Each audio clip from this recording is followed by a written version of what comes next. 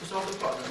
And then we use that to solve the problem too. But then also we also use a continuous modeling approach, we call the continuous approximation method, to solve the problem, especially for large-scale problems. We're going to introduce this to next. Because the discrete model is quite traditional, so I'm going to just give a little flavor on it. And I will focus this talk on the continuous model, which is pretty new to the literature. Okay? So a little bit about the assumption, just to restate the assumptions that we made in this work.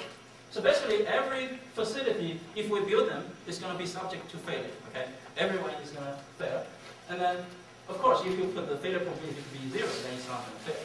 So, the failure probabilities are site-dependent and known a priori. So we know if we build it at a certain location, it's going to fail with a known probability. We know that. This can be estimated from historical data. Okay?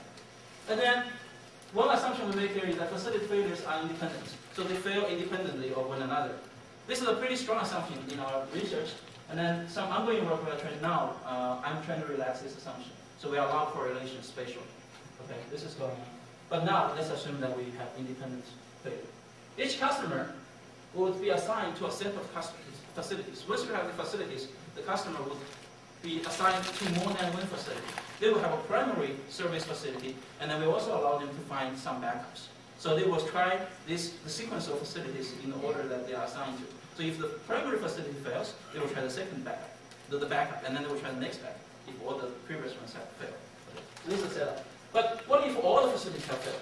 Okay. If all the facilities that has been assigned to a customer that has been failed, then the customer basically just have to go home with a certain penalty.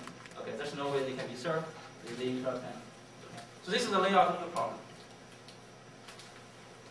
Just graphically illustrate this, you will be given a sort of traditional to the discrete modeling.